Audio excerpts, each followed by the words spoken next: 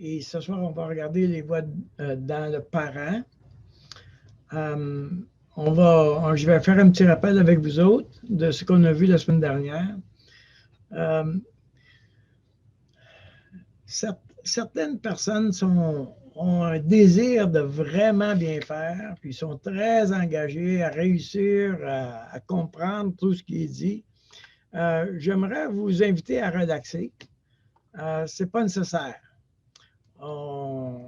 Laissez-vous porter. J'ai envie de dire, si tu as une compulsion à écrire des notes, laisse-toi porter. Juste profite de l'instant présent, puis permets au Seigneur de faire un bout de chemin dans ta vie personnelle. Donc, on va y revenir plusieurs fois. On va constamment visiter ces éléments-là. Alors, oui, détends-toi. Nous allons regarder ensemble la voie de l'adulte avec l'idée de rappel. C'est ça qu'on a vu la semaine dernière, la voie de l'adulte. Et nous avons parlé que l'adulte doit être assis sur le siège du moment présent.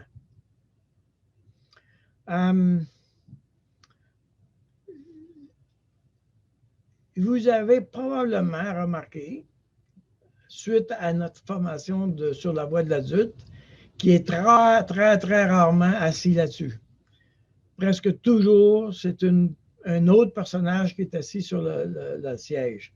Pourquoi? Parce que on n'est pas en paix, on poursuit quelque chose, on s'inquiète de quelque chose, on a des émotions qui nous tiennent réveillés la nuit, nous avons des sentiments négatifs envers certaines personnes, nous avons de l'anxiété envers notre propre travail, etc. Tout ça nous rappelle que nous ne sommes pas, l'adulte n'est pas assis dans le siège du moment présent. L'adulte veut devenir semblable à Jésus. Donc, il a accepté le Seigneur. Je ne sais pas ça fait combien de temps que tu l'as accepté, mais au moment que tu as accepté le Seigneur, l'adulte, c'est un bébé. Alors, c'est un peu trompeur l'image, parce que ça a l'air d'un vrai adulte, mais la réalité, c'est que c'est un bébé et qu'il a commencé à grandir et qu'il est en croissance au fur et à mesure qu'il regarde Jésus. Et lui est très intéressé à devenir de plus en plus semblable à Jésus-Christ. Et il entre en dialogue avec le Seigneur et il échange avec lui et particulièrement, il lui demande de l'aider dans son cheminement. Nous pouvons entendre ou connaître qu'on est dans la voie de l'adulte à partir du moment où, dans certaines situations, je suis calme, je suis curieux, je suis concerné, je suis compatissant, je suis connecté. Il y a une tranquillité quand je suis dans la voie de l'adulte et il n'y a pas de danger, je ne me sens pas en danger, je ne me sens pas que je dois performer, rien, je suis juste correct et bien. Alors, vous comprenez que c'est très rare, n'est-ce pas? En tout cas, dans mon cas, c'est très rare. Donc, on va apprendre comment développer une relation avec l'adulte, mais si on peut retrouver les fruits de l'esprit dans un moment présent, on peut penser qu'on est dans l'adulte. L'adulte, lui, son travail, c'est qu'il va inviter les autres composantes à les amener à la stature de Jésus-Christ. Il va avoir un travail d'évangélisation à faire. Il va annoncer l'évangile à ses parties. Donc, on va regarder ça un peu plus tard, mais juste pour dire que l'adulte a un travail de sanctification qu'il va faire. Je dirais que un bon moment pour entendre la voix de l'adulte, pour être en contact avec la voix de l'adulte, c'est dans ton culte personnel. Quand tu ouvres la parole de Dieu ou à travers des chants, en général, on peut trouver un temps où on se retrouve entre nous, entre l'adulte et Jésus, et de commencer à avoir un échange avec lui dans ce domaine-là. Faut comprendre qu'il y a des parties là, qui parlent à Jésus. Je ne sais pas moi, une partie qui est énervée, il y a une partie qui est troublée, etc. Il y a des parties qui parlent à Jésus.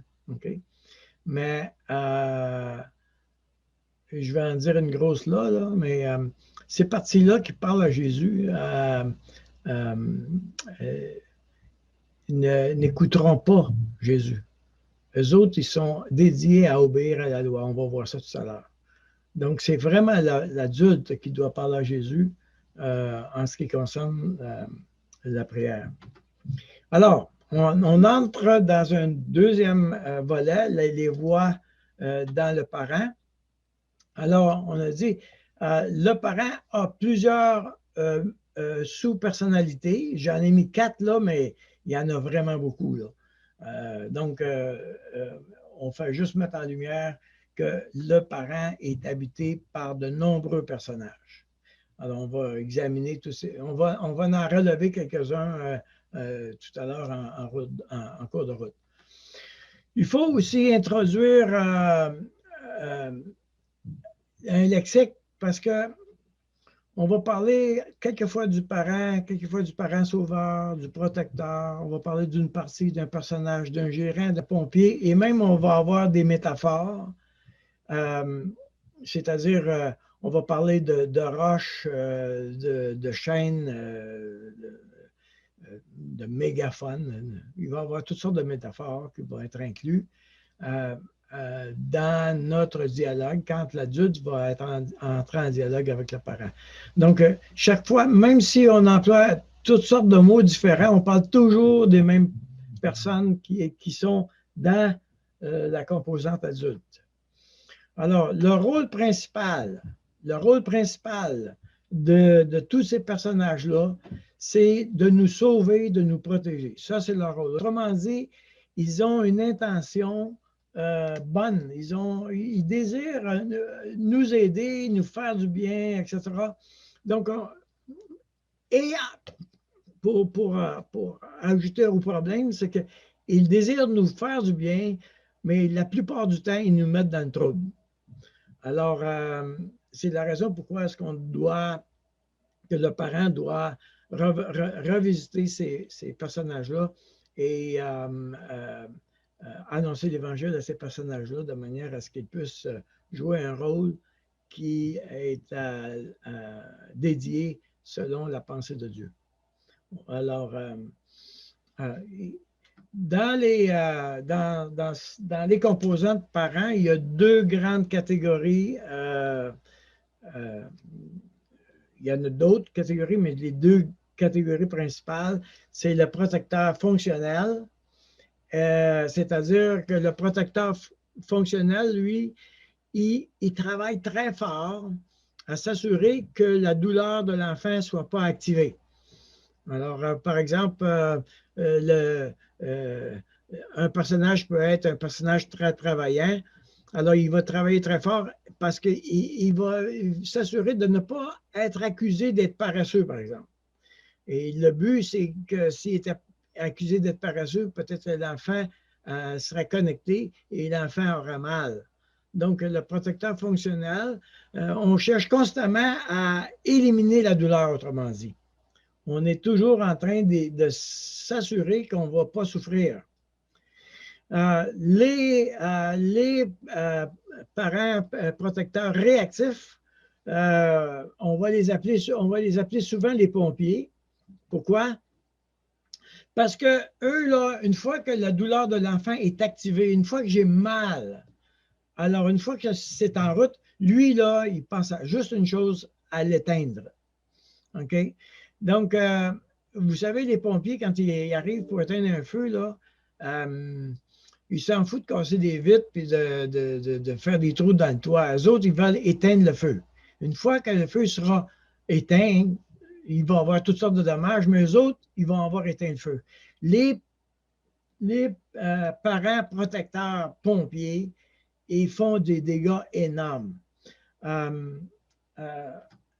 Parmi les fonctions qu'ils peuvent avoir, par exemple, le protecteur fonctionnel, il peut être perfectionniste, il peut être aimable, il peut être critique, il peut être juge, contrôleur, saboteur. Puis les parents protecteurs réactifs, les pompiers, là, eux autres, là, ils vont aller se verser dans l'alcool, la nourriture, la drogue, la sexualité, les jeux, les dissociations de personnalité, ou même une dissociation dans le présent, l'automutilation, la colère, la rage, toutes sortes d'échappatoires. Habituellement, les pompiers, les personnages réactifs, ils vont se tenir dans les bars, les places où on travaille très fort à éliminer la douleur.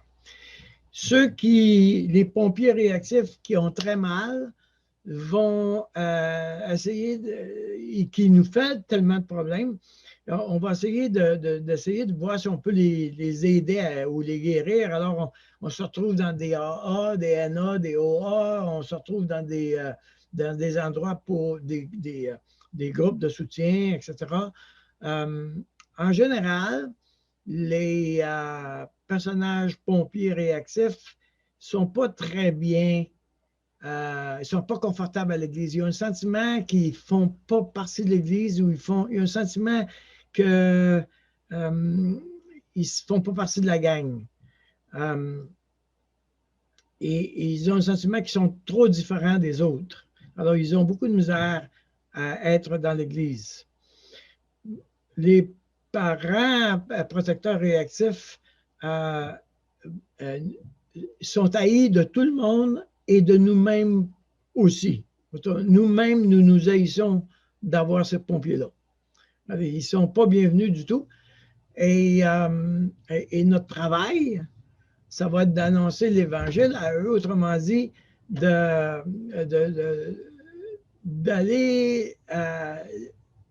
les visiter dans leur travail ingrat et de les comprendre et de les assister. Ce ne sera pas des accusés, de leur dire arrête de faire ça, etc. Eux autres, ils ont une mission noble. Ils veulent arrêter qu'on aille mal. Donc, je dois m'associer à sa mission pour être capable de l'aider à essayer de saboter ma vie personnelle. Donc, tous les protecteurs, fonctionnels ou réactifs, en général, ils ont une bonne intention, mais ils ont la mauvaise manière, si bien que ça nous donne bien des problèmes. Alors, pour ce soir, ce qu'on va faire, c'est qu'on va retenir seulement les protecteurs fonctionnels extrêmes. Ceux-là qui sont suscités, qui sont activés par nos forteresses. On ne s'occupera pas des pompiers ce soir. On va simplement aller dans ce groupe-là. Et la raison, c'est que il faut s'équiper et se donner des outils de travailler avec certains protecteurs qu'on peut recevoir un peu de collaboration au départ pour des amateurs qu'on est. Donc, on n'ira pas dans une grosse ligue tout de suite, là. On va aller dans les protecteurs fonctionnels. Eux autres n'ont pas, ça présuppose que la douleur de l'enfant n'est pas activée. Ça présuppose qu'à l'intérieur de toi, tu peux avoir du stress, de l'anxiété, etc., mais tu n'es pas dans une étape où tu vas te garocher dans l'armoire à biscuits pour manger les 2 sacs d'Oreo qu'il y a là. Okay? Donc, on va s'occuper des protecteurs fonctionnels. Maintenant, ils viennent de où ces personnages-là? Qui les a mis là? OK? Peut-être quelques-uns sont familiers avec ça. C'est un système qui est très connu en général dans la société où on dit que dans une famille où le père est alcoolique, par exemple, chaque personne dans la famille a un rôle. Et le but que chaque personne ait un rôle est de permettre de garder l'équilibre du système. OK? Alors, par exemple, si le père est alcoolique, en général, la mère va devenir une facilitatrice. On parle de codépendance ici. Elle, là, elle va essayer de garder le bateau flotté et elle va communiquer à lui qu'il a besoin de son aide. En même temps, quand elle va parler à ses enfants, elle va mettre en lumière que non, c'est pas si grave que ça, là, qu'on va s'en sortir, inquiétez-vous pas, voilà. Et elle va tenter de calmer le jeu, on va dire. Le fils aîné, généralement, il est le héros. C'est-à-dire que lui, il prend en charge le système, il va travailler très fort pour convaincre la famille qu'il n'y a pas de problème. Non, je m'excuse. Il va travailler très fort pour garder une normalité dans la famille. C'est ça qu'il va essayer de faire. Il va avoir beaucoup de pression sur lui pour garder l'équilibre dans le système. Tu as la mascotte. Habituellement, souvent c'est le troisième enfant, je pense. Il faudrait que je me rassure de ça, mais habituellement, c'est le troisième enfant. Ça, c'est le clown de la gang. Lui, est d'enlever le stress, il va passer son temps à faire des farces, il va être comique. Et en fait, c'est le clown triste, dans le fond. Il va tenter d'enlever la pression du système par sa farce. Le bouc émissaire, ça va être l'enfant qui va recevoir toutes les blâmes de tout le monde. Tout le monde va chialer après lui. Tout le monde n'est pas content après lui. Il y a toujours de quoi qu'il a fait de pas correct. Et le but, c'est que c'est beaucoup moins dangereux de blâmer un enfant que de blâmer la cause principale. Alors, lui, il reçoit tous ces blâmes-là. Il est le bouc émissaire du système. Enfin, il y a l'enfant perdu, où c'est un enfant méga retiré et tout seul dans son coin. On n'entend pas parler, on ne sait même pas qu'il existe tellement il s'est effacé. Il se dissimule. Il veut être invisible. Tous ces personnages-là ont un rôle dans le système. Et tous ces personnages-là réagissent entre eux. Et le but, c'est de garder le système flotté et d'éliminer autant que possible la douleur qui est causée par l'alcoolisme du père. Donc, ce que je suis en train de dire, c'est ceci. Toutes les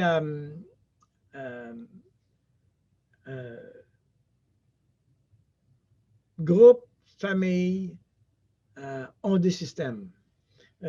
Notre famille a un système. Au travail, il y a aussi un système. À l'église, il y a un système. Dans une association, un système. Dans tous les groupes, il y a des systèmes. OK? Et dans tous les groupes, il y a les personnes jouent un rôle pour garder le système fonctionnel. Alors, nous sommes là-dedans. Ça veut dire que dans notre tête à nous, là, on a un système qui est installé pour nous garder fonctionnels. Maintenant, les personnages qu'on rencontre très fréquemment, et probablement que vous en avez quelques-uns là-dedans, le perfectionniste, okay? Il faut qu'il fasse bien les choses pour pas que je ne sois accusé de quelque chose qui est mal fait. Je veux être parfait pour être apprécié. Le saboteur, si, par exemple, il y a des fois des personnes, ils commencent à avoir beaucoup de succès, et ce succès-là leur donne de la pression dans la vie parce que les projecteurs sont sur eux. Alors lui, il va saboter le système pour me sortir de ça. Le travailleur, bon, on peut voir ce qu'il y en est. Le passif, le contrôleur, l'aimable, le people pleaser, le penseur, le pessimiste, le juge, tous ces personnages-là cherchent à m'enlever de la douleur. Tous ces personnages-là, en général, par leurs actions, augmentent ma douleur. C'est pour cette raison qu'à un moment donné, ils se chicanent entre eux. Alors, par exemple, si le perfectionniste reçoit une critique, OK, alors le juge critique peut dire qu'est-ce que tu as fait, tu n'as pas été correct, le pessimiste peut se lever et dire oh, ben ça ne marchera jamais, cette affaire-là, ça ne donne à rien d'essayer de continuer comme ça. Hein, voyez-vous? Donc, les parties entre elles se parlent, mais en général, pas pour collaborer entre elles, mais pour se critiquer ou pousser l'autre à poser une action. De tous ces personnages-là, il y a un qui est nouveau pour le croyant. Il y a un personnage qui est spirituel. Alors, attention, le personnage spirituel n'est pas l'adulte, mais c'est un personnage qui est entré dans le système à ma conversion. Alors, par exemple, s'il y a quelque chose qui ne fonctionne pas dans l'Église,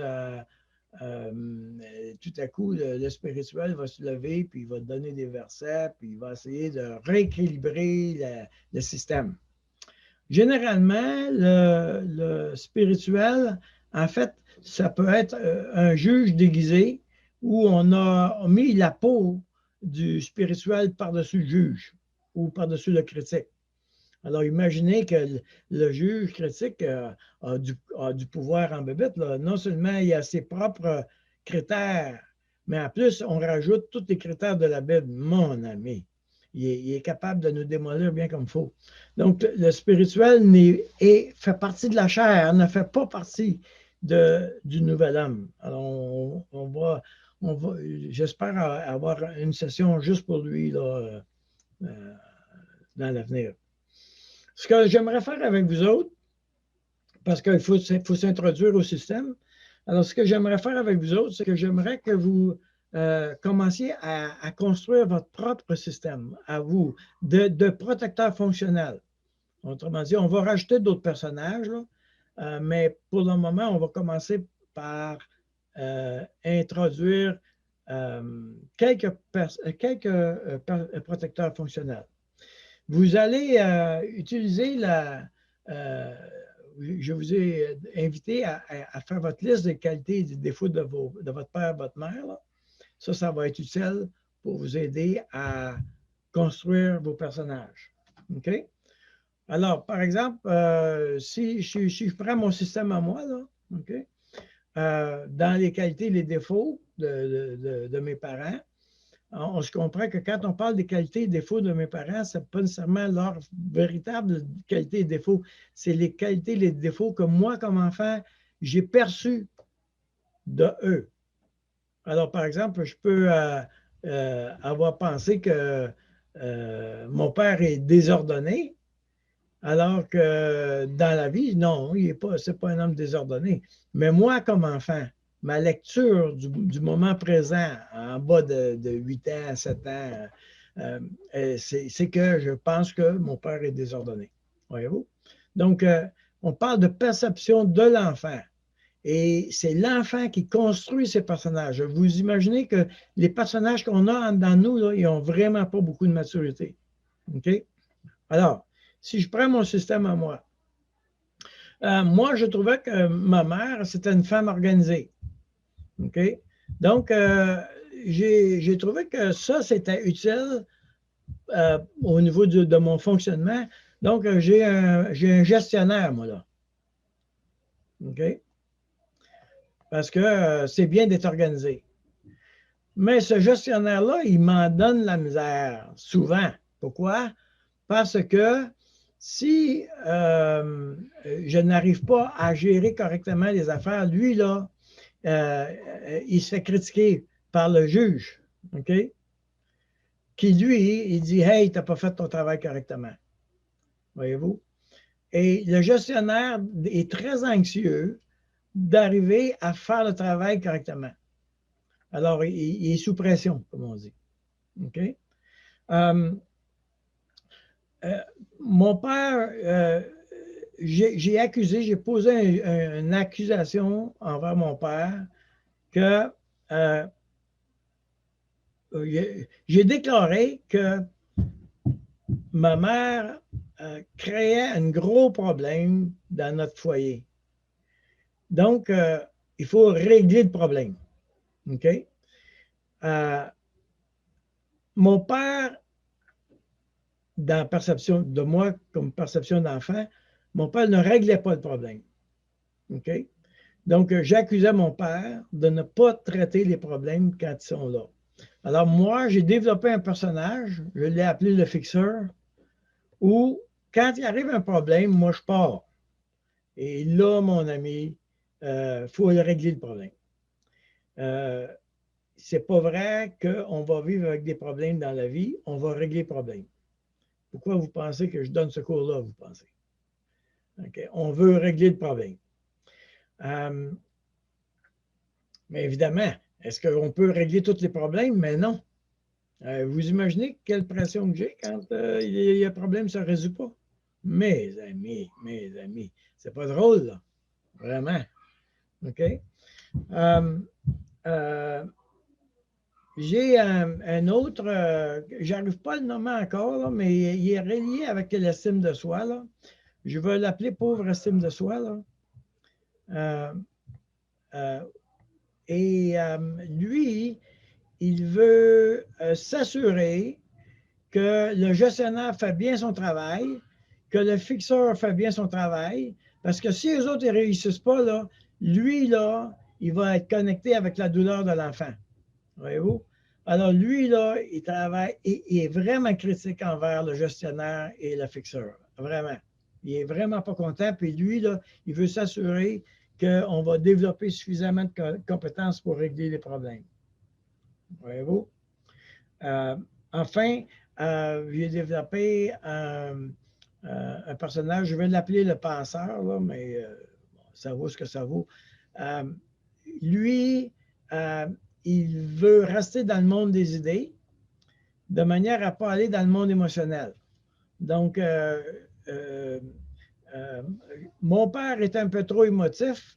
Alors ça, c'est dangereux, ça, d'être trop émotif parce que une mère acariâtre pourrait vraiment me tuer. Donc, si quelqu'un est violent dans mon entourage et que moi, je suis trop sensible, je suis en danger. Donc, il faut absolument que je sois à l'extérieur du monde émotionnel. Voyez-vous? Alors, je vous montre à peu près à quoi ça peut ressembler quand on construit le système. Donc, c'est à vous à construire votre propre système. J'aimerais ça que vous soyez en train de le faire pendant qu'on est en train de se parler. Là. Et gardez cette feuille-là, particulièrement dans votre culte personnel ou dans des moments de réflexion, et allez visiter les qualités, les défauts, et posez-vous la question, comment vous avez réagi au système familial? Vous, comme enfant, dans un système familial, en bas de 8 ans, vous deviez survivre. Alors, vous avez utilisé quelle stratégie pour survivre? C'est la question que vous devez vous poser. J'ai pris quelle stratégie, moi, là, pour arriver à survivre? Maintenant, on va aller visiter la mission des personnages. Je vous ai dit que dans les composantes, on a le parent qui est le sauveur-protecteur. Et lui, les personnages qu'on vient de parler, là, eux autres, ils ont chacun en fait, ils ont, ce que je trouve, c'est qu'ils ont souvent seulement qu'une loi. OK? Ils sont très, ils ont des œillères, là, puis ils s'occupent de leur mission à eux, sans égard aux missions des autres. Eux autres, il faut qu'ils réussissent la leur, parce que ça, c'est leur travail de protéger dans leur domaine.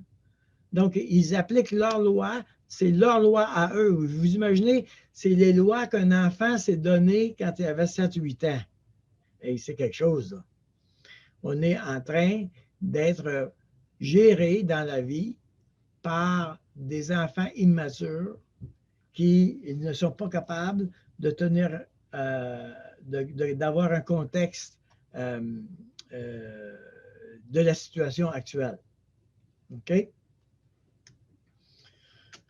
Alors, il faut dire que toutes les parties, tous les personnages, tous les protecteurs, nommez-les comme on veut, toutes les parties veulent nous sauver d'une menace. Donc, leur intention, elle est bonne. Leur intention, elle est bonne.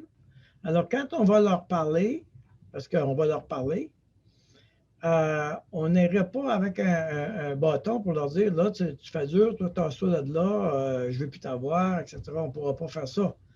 Parce que lui, là, il s'est dédié à vous. Il a donné ses traits pour que vous soyez sauvés d'une menace. Le problème, c'est que la manière qu'ils le font n'est pas appropriée. C'est la manière d'un enfant de 5 ans, 6 ans. C'est loin d'être approprié pour la situation actuelle devenue adulte. Alors, par exemple, si j'ai un personnage perfectionniste, ben, il est possible que lui, il va chercher à rendre les affaires parfaites, mais il va intimider les autres qui ne sont pas parfaits. Si j'ai un personnage travailleur, un workaholic qu'on appelle, là, un ergodépendant, je pense qu'on appelle ça en français. Si tu as ça, lui, il va chercher à te garder constamment chargé de travail parce que pendant que tu travailles très fort, tu n'es pas en contact avec ton monde émotionnel. Donc, sa manière est de me surcharger de travail qui m'empoisonne la vie au bout de la ligne parce que je ne suis pas en train de jouir de la vie parce que je travaille comme un déchaîné. Voyez-vous? Donc, je fais juste quelques illustrations du fait qu'ils ont une bonne intention, mais leur manière n'est pas appropriée. L'adulte devra aller visiter ça éventuellement. Donc, l'intention est bonne, la manière n'est pas appropriée, et chaque personnage fonctionne sur la base d'une loi. Une loi qui s'est donnée. Okay? Par exemple, mon fixeur, lui, il a dit, moi, en tout cas, je vais aller régler les problèmes.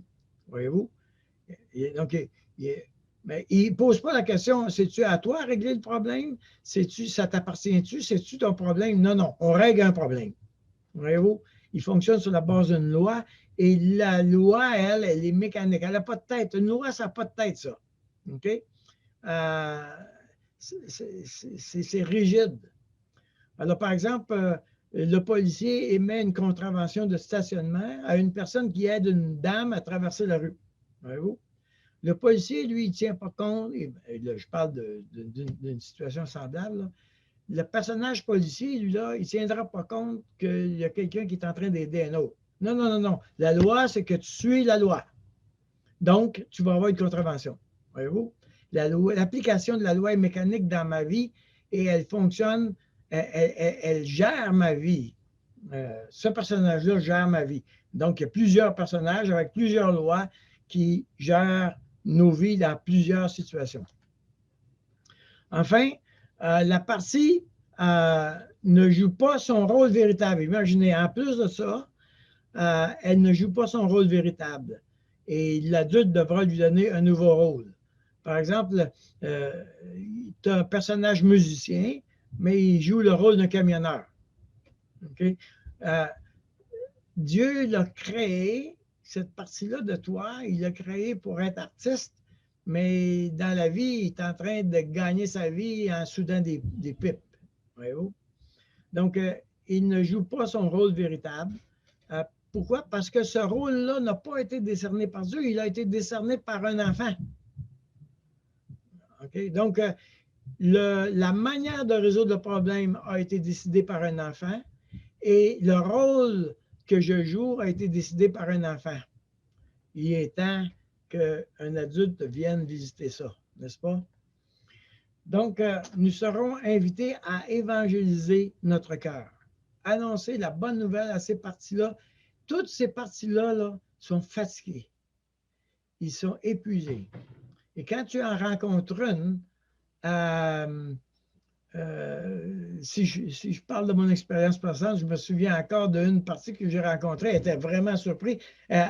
Il me regardait les yeux grands ouverts. Ah, il y a quelqu'un qui sait que je suis là. Et lui, là, il ne savait pas quoi faire avec moi parce que tout à coup, j'étais nouveau dans son univers.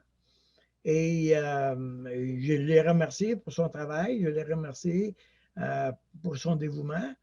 En même temps, j'ai fait des reflets, j'ai été empathique avec lui. Je lui ai dit, regarde, tu travailles fort, vraiment très, très fort. Et je vois que tu veux essayer de me protéger. J'apprécie ça beaucoup. À ce point-ci, est-ce que tu crois que Jésus pourrait nous aider? Voyez-vous, là, on commence à introduire l'Évangile avec cette partie-là. En vue de l'amener, cette partie-là devra, comme n'importe quelle conversion, elle devra, elle, renoncer à son rôle, renoncer à sa manière de faire pour prendre la manière de Jésus. Donc, c'est pour ça qu'on parle de faire mourir les actions du corps dans Romains chapitre 8. Donc, il y a un processus, là, comme vous pouvez voir. Alors, toutes les parties veulent nous sauver d'une menace. Leur manière n'est pas appropriée. Et aussi longtemps que l'adulte ne leur a pas assigné un nouveau rôle, ils vont jouer un rôle qui, en général, vont nous causer des problèmes.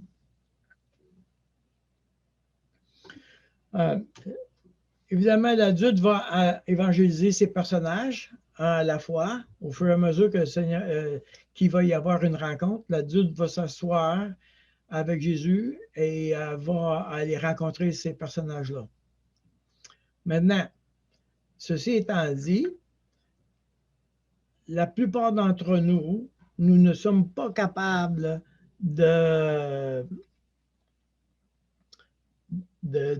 d'entrer correctement en communication avec lui, là. Alors, par exemple, tu commences ton culte personnel, puis tout d'un coup, il y a l'épicerie. Il y a telle personne que tu as appelé. J'ai oublié de faire ça. Et tout à coup, mon esprit va dans toutes les directions possibles. Je n'arrive pas à faire mon culte. La raison, c'est qu'il y a des parties qui ont été sur le siège du moment présent et ils tentent de nous empêcher de reconnecter avec des douleurs. Alors, cet adulte-là devra obtenir des permissions pour que ces personnages-là se tassent un petit peu de côté pour que lui puisse parler à Jésus. OK? Alors, on va faire des exercices dans les prochaines semaines, là, mais c'est là le défi. Donc, si par exemple, quand je te demande, peux-tu écrire ton système, ça se peut que tu n'es même pas capable de trouver un personnage. Et la raison pourquoi tu ne peux pas trouver un personnage, c'est parce qu'il y en a trop d'assis sur le siège du moment présent. Ils sont tous là par-dessus toi, là. OK? Donc, j'arrive pas à... Alors, tout ce que j'ai, c'est des émotions. Des émotions qui vont dans tous les bords. Et je ne pourrais pas arriver à nommer mes personnages. Voyez-vous?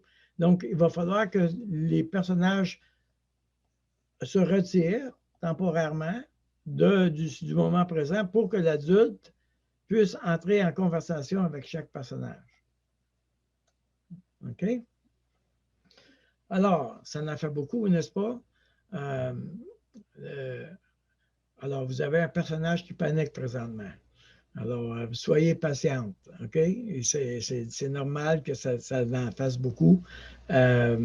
On fait juste, on s'initie au système pour le moment. C'est ça qu'on fait. Alors, les éléments qu'il faut retenir, les protecteurs sont le produit d'un système. Autrement dit, tous nos personnages à l'intérieur de nous sont le produit d'un système que nous avons établi comme enfants dans notre famille en vue de survivre. OK? Donc, vous avez réagi au système familial et vous vous êtes donné des moyens pour vous protéger qui ne sont plus adéquats maintenant. À l'époque, c'était des moyens que l'enfant avait, puis il a réussi à sortir de ça. Poqué pas mal, mais il a réussi à s'en sortir. Mais maintenant, ils sont là, mais je n'ai plus, plus besoin de qu'ils me sauvent. OK? Alors, ils continuent de me sauver, mais ça magane ma vie, cela.